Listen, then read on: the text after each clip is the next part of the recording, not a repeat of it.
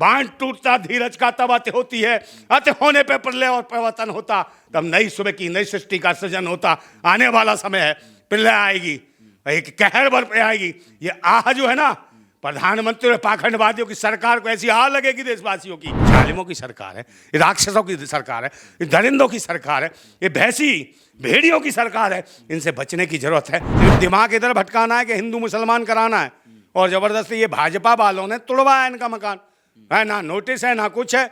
और तो और जो बच्चों ने विरोध करा हो, कुछ बच्चों को मारा है, बचाओ बच्चियों को मारा है, थप्पड़ मारा है इतने बुरी तरीके से, हैं उनके साथ बदसलूकी की गई महिलाओं के साथ।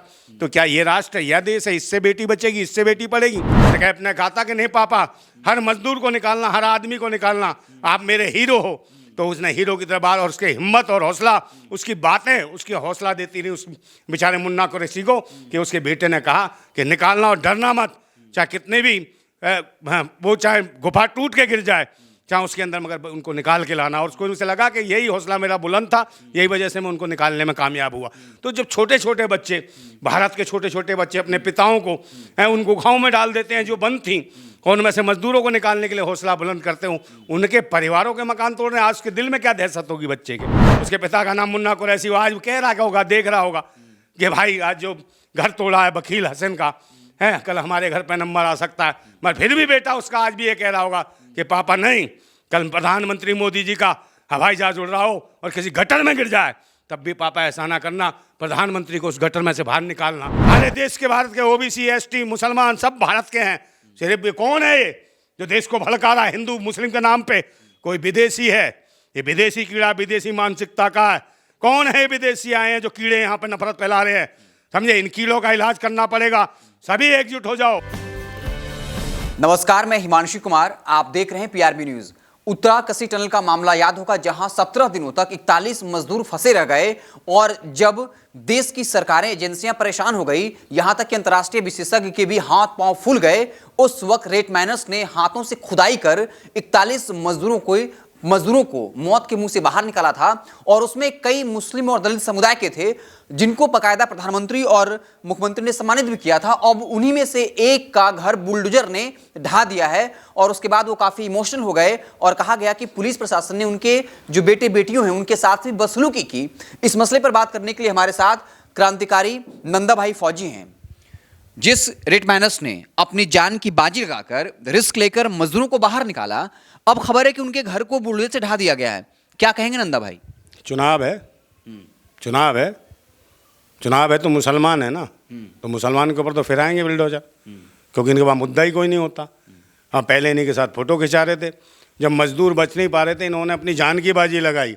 यही वकील कुरैशी, वकील हुसैन है जो भाई हमारे हैं, जो रहते हैं अपने खुरेजी में, इसमें तो यहाँ पर जो रहते हैं खजूरी खास में, वहाँ पर ये जो है ना, उन्हें ये बेचारे वहाँ बचाने गए जान, उत्तराखंड में जहाँ फंस गए थे, वहाँ बचाई इन्होंने जान की बाजी लगाने के बाद। और यही देश का प्रधानमंत्री डायरेक्ट कह रहा था कि भाई बहुत महान काम किया है इन्होंने, और ये समझ लीजिए मेरा दिल जीत लिया है। आपने तो इनका घर तोड़ दिया भाई। और यही जो है, क्या नाम है यहाँ का जो सांसद है मनोज तिवारी है, ये फोटो खिंचा रहा था, इनकी प्रदेश की कार्यकारिणी भाजपा की ये फोटो खिंचा रही थी यही वकील हसन के साथ, और ये कह रहे थे भाई आप चिंता मत कीजिए, आपको हम आपके साथ हैं, फलाना। फोटो खिंचाने सब चले गए। जब तो अपना दामाद और जीजा समझ लिया, जब बचा के लाया, और अब स्थिति क्या हुई? ये किसने तोड़वाया मकान? चुनाव नज़दीक है, सिर्फ दिमाग इधर भटकाना है कि हिंदू मुसलमान कराना है, और ज़बरदस्ती ये भाजपा वालों ने तोड़वाया इनका मकान है। ना नोटिस है ना कुछ है। और तो और जो बच्चों ने विरोध करा हो, कुछ बच्चों को मारा है, बचाओ बच्चियों को मारा है, थप्पड़ मारा है इतने बुरी तरीके से, हैं उनके साथ बदसलूकी की गई महिलाओं के साथ। तो क्या ये राष्ट्र है, यह देश है? इससे बेटी बचेगी, इससे बेटी पढ़ेगी। और यही है 2022 का, कि हर छत को, हर सर को मकान, हर घर मिलेगा, हर देश के नागरिक को। मकान और तोड़ दिए इन्होंने। नंदा भाई, प्रशासन का अपना तर्क है, वो कह रहे हैं कि हमने टारगेट करके नहीं किया, वो पहले से प्लान था, वहां पे जो अवैध बस्तियां उनको हटाना था, उसी के तहत हमने हटाया है। प्लान था तो तुम्हारे बाप की जमीन है, भूतनी के हो। प्लान था तो नोटिस भेजते हैं, अब ऐसे ही प्लान हो जाता है कि प्लान कर दोगे, प्लान बना दिया खामा कर आती रात में, सपने में प्लान बन गया तुम्हारा। नोटिस नहीं भेजोगे उसे, अपना बचाव नहीं दोगे डिफेंस करने का, उन्हें मौका नहीं दोगे सामने वाले को। तुम्हारे बाप की है जमीन है, तुमने ईंट लाए थे, तुम लाए थे पत्थर, वहीं ईंट खोल जो भी है मसाला तुमने लगाया, तुम्हारे बाप ने मजदूरी, तुम्हारी अम्मा गई थी वहीं ईंट गाड़ा डालने, हैं जो तुम उसमें मजदूरी मांग रहे थे कि मजदूरी नहीं मिली तो मकान तोड़ देंगे। इन्हें कम में है, नकारा है।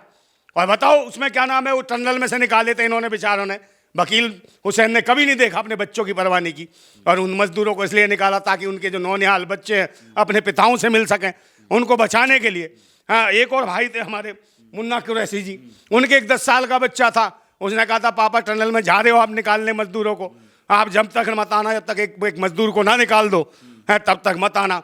और उसने कहा मेरा जब जब हौसला टूटा, मुझे अपने मासूम बच्चे का चेहरा दिखाई दिया 10 साल के, उस कैप का, उसने कैप ने कहा था कि नहीं पापा, हर मजदूर को निकालना, हर आदमी को निकालना, आप मेरे हीरो हो। तो उसने हीरो की तरह बात, और उसके हिम्मत और हौसला, उसकी बातें उसकी हौसला देती रही उस बेचारे मुन्ना कुरैशी को, कि उसके बेटे ने कहा कि निकालना और डरना मत, चाहे कितने भी वो चाहे गुफा टूट के गिर जाए, चाहे उसके अंदर, मगर उनको निकाल के लाना। और उसको उसे लगा कि यही हौसला मेरा बुलंद था, यही वजह से मैं उनको निकालने में कामयाब हुआ।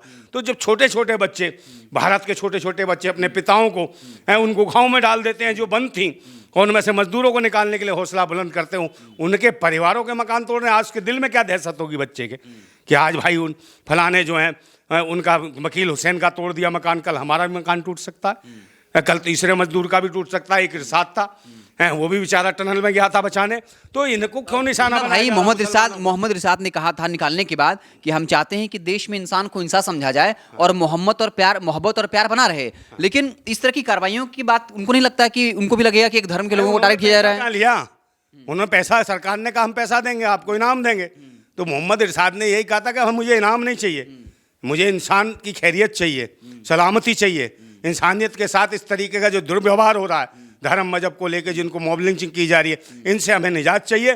भाईचारे से जीना चाहते हैं, लोगों को सम्मान से ज़िंदगी जीने का अधिकार दें, यही मेरा इनाम होगा। और ये इनाम मिल तो रहा है कि आपने जो है ना उसके वकील हुसैन के मकान को तोड़ दिया और साथ में तोड़ दिए। बताए तुम मुसलमानों को टारगेट करो, कौन कर रहा है? इस देश का किसान देश के अंदर, दिल्ली के अंदर आना चाहता है, उसे नहीं आने देते। मगर कौन है ये आतंकी देशद्रोही जो नफरत फैला के जाते हैं? उनको दिल्ली में स्वागत होते हैं। कौन? वो बाबा बागेश्वर भूतनी का, जो कहता है हिंदू राष्ट्र हिंदू राष्ट्र। और उसका चेला कौन है? जो गाड़ी चलाता है। जब ये आते हैं तो इनके स्वागत में दिल्ली में कीलें नहीं ठुकती हैं, इनके लिए दीवारें नहीं, बड़ी बड़ी बैरियर नहीं लगाए जाते, इनको ड्रोन से हमले नहीं किए जाते, इनके स्वागत होते हैं पाखंडियों के, ढोंगियों के। इनकी गठरी और छतरी चलती है, पर्ची खोलते हैं भूतनी के, और इन्हें लेने कौन जाता है? सांसद मनोज तिवारी गाड़ी से चला के। मतलब इनके स्वागत में क्या दे रहे हैं देश को? ना अनाज देते, ना रोटी देते, ना रोजगार। ये तो ढोंग और पाखंडी लोग हैं, और हिंदू राष्ट्र की बात करते हैं, आतंकवाद फैलाते हैं। इन्हीं के इशारे पे ये मुसलमानों के साथ बर्बरता अपनाई जा रही है। ऐसे ही पाखंडी ढोंगियों को इनकी एंट्री नहीं होनी। इन पे 140 धारा कौन लगाएगा? इनको बुलाया जाता है, इन अय्यासियों को, समझे, जो अय्यासियां करते हैं भूतने के पाखंडी भाई। यही वजह मनोज तिवारी का लोकसभा क्षेत्र है। यही मनोज तिवारी फोटो खिंचा रहा था, कहा मर गया मनोज तिवारी। आज का कीड़े पड़ गए उसको, आज बद्दुआएं दे रहा होगा वो छोटा बच्चा भी देख के, कह रहा होगा नहीं, उसका दिल तो बहुत बड़ा है उस बच्चे का, है जो कैफ है, उसके पिता का नाम मुन्ना कुरैशी। वो आज कह रहा होगा, देख रहा होगा कि भाई आज जो घर तोड़ा है वकील हसन का है, कल हमारे घर पे नंबर आ सकता है। मगर फिर भी बेटा उसका आज भी ये कह रहा होगा कि पापा नहीं, कल प्रधानमंत्री मोदी जी का हवाई जहाज उड़ रहा हो और किसी गटर में गिर जाए, तब भी पापा ऐसा ना करना, प्रधानमंत्री को उस गटर में से बाहर निकालना। हो सकता है प्रधानमंत्री का हाथ टूट जाए, पैर टूट जाए, कीड़े घुस जाए पिछवाड़े में, मगर उन्हें बचाना जरूर है। पापा हम देशभक्त हैं, हाँ गिर सकता हो, उसका हवाई जहाज का दुर्घटना हो सकती है, मगर फिर भी उसका इतना बड़ा दिल है उस बच्चे का, बोला पापा उसे निकालना जरूर, उसके कीड़े घुस जाएंगे, समझे नहीं, कुछ भी हो सकता है, सड़ सकता हो, सड़ने से पहले निकाल लेना इस प्रधानमंत्री को, ताकि ऐसे नहीं मरे, इसे कर्मों का फल मिले। ये 60 साल के मरे, तिल तिल मरेगा, जो देश के लोगों को धर्म और मजहब के नाम पर मरवा रहा है। ये देश में विकास, उन्नति, लोगों को सुरक्षा, स्वास्थ्य सेवा सब खत्म कर दिए। बहन बेटियों की सुरक्षा नहीं, मार रहे बच्चियों को। बताओ, मकान तोड़ दिए। जो कहता था 2022 सबके सर पर मकान होंगे, और जिन्होंने अपनी मेहनत मजदूरी से एक एक पैसा, एक एक पाई इकट्ठी करके अपना खून पसीना बहा के मकान बनाए, उनके मकान तोड़ दिए तुमने। नंदा भाई सरकार का एक तर्क है कि अवैध कॉलोनियां हैं तो हम इनको ध्वस्त करेंगे। अवैध इनके बाप की हो, तुम वैध हो, तुम भूतनी के हो, तुम वैध हो गए, इनके वोटों से तुम वैध हो गए और ये अवैध हो गए। इनके पहचान पत्र, इनका वोट को लेते हो, इनके वोट से तुम वैध हो गए, भूतनी के हो, है इनके ठोका ठोकी से तुम पैदा हो गए, है तुम देश के नेता वैध हो गए, और ये अवैध हो गए भारतवासी जो तुमको वोट देते हैं। है क्या मजाक बना रखा है इन्होंने। मैं कह रहा हूं फिर कि सब्र सहने की भी एक सीमा होती है। बांध टूटता धीरज का तब अत होती है, अत होने पे प्रलय और प्रवर्तन होता, तब नई सुबह की नई सृष्टि का सृजन होता। आने वाला समय है, प्रलय आएगी, एक कहर बरप आएगी। ये आह जो है ना, प्रधानमंत्री और पाखंडवादियों की सरकार को ऐसी आह लगेगी देशवासियों की, जो तड़पा रहे हो, मार रहे हो, जो दलितों को, शोषितों को, वंचितों को, अल्पसंख्यकों को जो अत्याचार कर रहे हो, इनकी आह लगेगी। और प्रधानमंत्री तेरा हेलीकॉप्टर ब्लास्ट हो जाएगा, मर जाएगा तो डूब के कहीं, ये मैं कह रहा हूं, समझे नहीं। जब देश की आग उठती है ना, कोई तानाशाह अपने आप को बहुत ज्यादा वो समझता है, तो उन तानाशाहों की बहुत बुरी स्थिति होती है। यह अच्छे अच्छे को ले डूबती है। तुम्हारा बुरा वक्त आ गया। और ईवीएम को जो है ना, ये छुपाना चाहते हैं। ये सोचते हैं ईवीएम के खिलाफ कोई आंदोलन ना खड़ा हो जाए, इसलिए बार बार मुसलमानों को टारगेट। चाहे हल्द्वानी का मामला हो, वहाँ 500 परिवारों को बाहर पलायन करना पड़ रहा है। वहाँ गरीब मुसलमान बेचारे रो रहे हैं, एक वक्त का भोजन नहीं होने, तब भी उन्हें तंग किया जा रहा है। बेचारे रो रहे हैं कि साहब हमें जीने तो दो, मगर नहीं, ये सरकार है, जालिमों की सरकार है, ये राक्षसों की सरकार है, ये दरिंदों की सरकार है, ये भैंसी भेड़ियों की सरकार है। इनसे बचने की जरूरत है। और जब वहाँ के माने फिर उसके पीछे पड़ गए सलमान जरदारी साहब के साथ, सलमान जो है अजहर के साथ, उनके साथ पीछे क्यों पड़ गए भाई? उनके ऊपर लगा दिया मामला, देशद्रोह रास्ता। भाई क्या कर दिया उन्होंने? क्या देशद्रोह कर दिया है? कोई हक की बात करे, सलामती की बात करे, अपने देश की बात करे, तो वो देशद्रोही हो गया। भले भाषण देने का अधिकार तो आरोप लग रहा है कि धार्मिक तौर पर भड़काया है लोगों किसको? मुसलमान समाज के लोगों को भड़काया है। काय का भड़का? कहाँ भड़का दिया? किसको भड़का दिया? कहा कि तुम्हारा दौर है, तुम्हारा वक्त है, हमारा दौर आएगा। हमारा दौर तो सबका दौर आता है। उन्होंने यही तो कहा था, है क्या कहा था? अभी खामोशी है, फिर एक शोर आएगा, अभी कुत्तों का दौर है, फिर हमारा दौर आएगा। तो किसको बुरा लग गया? कुत्तों को। तो कुत्ते होंगे, उन्हीं को बुरा लगा होगा। है तो सरकार में क्या कुत्ते बैठे हैं? कुत्ते चला रहे हैं और देश के इंसानों को खा रहे हैं कुत्ते, समझे नहीं? ये कुत्तों की बदौलत है। कुत्ते होंगे जब भी कुत्तों को बुरा लगेगा, और इंसान होते तो क्यों बुरा लगता है? तो उन्होंने तो शेर पढ़ना भी गुनाह हो गया इस राष्ट्र के अंदर। क्या करेंगे? और इन्हें तो कुछ आता ही नहीं है। अनपढ़ अशिक्षित लोग इस देश पे काबिज हो गए। सिर्फ धर्म मजहब के नाम पे मॉब लिंचिंग, जाति के नाम पे लड़ाना, क्षेत्र और भाषा के नाम पे लड़ाया जा रहा है। हर जाति को जाति से लड़ाया जा रहा है, एक ही जाति को उसी जाति से लड़ाया जा रहा है, एक ही धर्म को उसके लड़ाया जा रहा है, मजहब वालों को मजहब से लड़ाया जा रहा है। और तो क्षेत्रवाद फैला दिया गया, जो क्षेत्र का क्षेत्र के हिसाब से कहते किसान वहाँ का नहीं है, पंजाब के किसान क्यों हरियाणा? अबे हरियाणा पंजाब के किसान क्या भारत के किसान नहीं है? अंधो है, हर आदमी हर कहेंगे वहाँ का फलाना क्यों है, वो तो वहाँ हरियाणा की लड़की है। अबे तो देश की बेटी नहीं है। तो ये वो लोग हैं जो ये करते हैं, फूट डालो, शासन करो। ये अंग्रेजों जो अंग्रेज रहे ना 200 वर्ष, यहाँ जो मौज मस्ती कर गए हैं, उसी की नाजायज मानसिकता की पैदाइश है कांग्रेस भाजपा के। ये व्यक्तिगत आरोप है। मैं मानसिकता की नाजायज, अच्छा मानसिकता की नजर, हाँ वैसी मानसिकता रखते हैं, वैसी खुजली है इनके दिमाग में। मतलब लड़ाते हैं धर्म मजहब जाति के नाम पे, देश का विकास नहीं विनाश कर रहे हैं। अगर ये विकास वाले होते, मानसिक रूप से नपुंसक है, हिजड़े हैं, जब भी विकास पैदा नहीं कर पाया। एक अंग्रेज डिवाइड रूल कर रहे थे, ये डाइवर्ट और रूल कर रहे हैं। हाँ बिल्कुल, ये तो वही चल रहे हैं, उन्हीं की औलाद है, तो वैसा ही तो जीन है इनके अंदर। तो इनका डीएनए चेक होना चाहिए। जो एनआरसी लाते हैं और फलाना लेते हैं, इनका डीएनए चेक करो। कौन है मनोज तिवारी, इसका डीएनए चेक करो। मोहन भागवत का डीएनए चेक करो, पता चल जाए कौन देसी कौन विदेशी है। किसको कहते देसी विदेशी है? मुसलमान भारत का है, सारे देश के भारत के, ओबीसी एसटी मुसलमान सब भारत के हैं। सिर्फ ये कौन है ये जो देश को भड़का रहा है हिंदू मुस्लिम के नाम पे? कोई विदेशी है। ये विदेशी कीड़ा विदेशी मानसिकता का है। कौन है विदेशी आए हैं जो कीड़े यहाँ पर नफरत फैला रहे हैं? समझे, इन कीड़ों का इलाज करना पड़ेगा।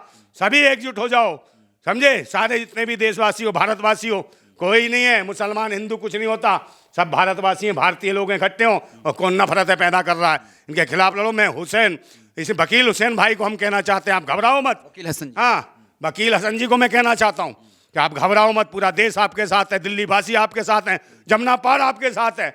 और यही वजह है कि मैंने कसम खा रखी है, मैं भी आ रहा हूँ चुनाव लड़ने। भले हमारे पास कुछ ना हो, जीवन में क्रांति करी है हमने, देश हित में लड़ा है हमने ईमानदारी से, मगर हम लड़ेंगे चुनाव। और हम लड़ने आ रहे हैं उत्तरी पूर्वी दिल्ली से, इसी मनोज तिवारी के क्षेत्र से। इसे बताएंगे पाखंडी ढोंगी लड़ेंगे या हम लड़ेंगे क्रांतिकारी। और आप घबराओ मत, ये देश की जनता, ये दिल्ली की जनता ही आपका मकान बना के देगी। इस सरकार से कोई उम्मीद नहीं है, देशवासियों से उम्मीद है। देशवासियों से एक ही कहना है कि अगर वाकई भारतवासी हो, देश के नागरिक हो और एक दूसरे के लिए दिल में धड़कन है, तो भाई हमारे वकील हसन जी का मदद करो, सहयोग करो, साथ दो और उनकी हिम्मत बढ़ाओ। उनकी बेटियों के साथ बदतमीजी की गई है, उनके परिवार की लड़कियों के साथ थप्पड़ मारे गए हैं, तो क्या ऐसे बेटी बचेगी? ऐसे बेटी पड़ेगी तो इसके लिए लड़ना पड़ेगा। हर समाज, हर कौम के लोगों को, भारत के लोगों को देश की बहन बेटियों की इज्जतों बचाने के लिए, घर बचाने के लिए, मकान बचाने के लिए, आशाएं बचाने के लिए इन भैंसी दरिंदों से लड़ना पड़ेगा। ये आतंकी हैं, ये विकास कुछ नहीं कर सकते। ये धर्म मजहब के नाम पे टारगेट कर रखा है मुसलमानों को, और मुसलमान इनका बाप है, समझे, उनसे लड़ते हैं। तो इन्हें जब भी चुनाव आया तो मुसलमानों को छेड़ो, बस मुसलमानों का मुद्दा बनाओ। इनसे पूछो शिक्षा, स्वास्थ्य, रोजगार, सुरक्षा, इनका मुंह बंद हो जाता है, फटता नहीं है, समझे नहीं। धर्म का मुद्दा ले आएंगे है, मगर ये नहीं सकोगे उसको लेके आओ, उसको नहीं लाएंगे। ये कहेंगे राम को ले आएंगे, मगर दाऊद इब्राहिम को लाने में फट जाती है। राम को ले आएंगे ना, उसको नहीं लाएंगे। नीरव मोदी, सुशील मोदी, इनको लाने में फट जाती है। उसको नहीं लाएंगे, किसको? चौकसी को, मेहुल चौकसी को, उसे लाने में फट जाती है। तो किसी को भी ला सकते हैं, मगर मुसलमानों के पीछे पड़ना इनका जन्म सिद्ध अधिकार है। ये वो हैं, नफरती वायरस है, नफरती कीड़े हैं। इन कीड़ों का इलाज क्रांतिकारी लोग कर सकते हैं, और हम क्रांतिकारी हैं, हमारे हैं, और हम करेंगे काम। आप एकजुट हो जाओ, ईवीएम का विरोध करो, और ऐसे मामलों पर भी विरोध करो कि जो सरकार कहती थी 2022 तक सबको मकान देंगे, वो बिल्डोजर लेके घूम रही है, लोग घर और आशाएं तोड़ रही है। और उनके जिनके जो देश के लिए करते हैं कुछ, जिनके साथ ये फोटो खिंचाते हैं, महिला खिलाड़ियों के साथ फोटो खिंचाई इन्होंने जब गोल्ड मेडल लाए, और उन्हीं का पिछवाड़ा कूटा इन्होंने, उन्हीं महिलाओं को एक जाति से जोड़ दिया, समझे। उसके बाद ये देखो इन्हीं के साथ फोटो खिंचा रहे थे, यही समझे, मनोज तिवारी, ये बीमारी, पाखंडी का गुलाम, बहरूपिया, ये फोटो खिंचा रहा था इन्हीं के साथ, वकील हसन के साथ, कि भाई ये टनल में से उनको मजदूरों को निकाल लिया है। उनके साथ यही भाजपा प्रदेश कार्यकारिणी दिल्ली की फोटो खिंचा रही थी, और इनको आश्वासन दिए थे कि आपका मकान के साथ कुछ, उनका मकान तोड़ दिया बिना नोटिस के। उनके बच्चों को मारा है बुरी तरीके से, बहन बेटियों के साथ बदतमीजी की गई। तो क्या इससे बेटी बचेगी, इससे बेटी पड़ेगी, इससे ये सुरक्षा देंगे? तो ये निकम्मे है, नकारा है, नालायक है, इनको हटाना पड़ेगा। और फिर मैं एक शेर कहता हूँ कि मैंने सुने थे बेरहमी के मंजर बहुत, आज ये मंजर मैंने देख भी लिया, और जिसको दिया था देश की हिफाजत का ठेका, उसी के हाथ में खूनी खंजर देख भी लिया। अब लड़ाई सीधी है, बिल्कुल स्ट्रेट फॉरवर्ड लड़ाई लड़ेंगे, हम क्रांतिकारी हैं। भारत जिंदाबाद था, जिंदाबाद है, जिंदाबाद रहेगा। जिंदाबाद भारत। चलिए, बहुत धन्यवाद। आप क्या कुछ सोचते हैं? कमेंट बॉक्स में अपनी राय जो है वो ज़रूर दीजिएगा।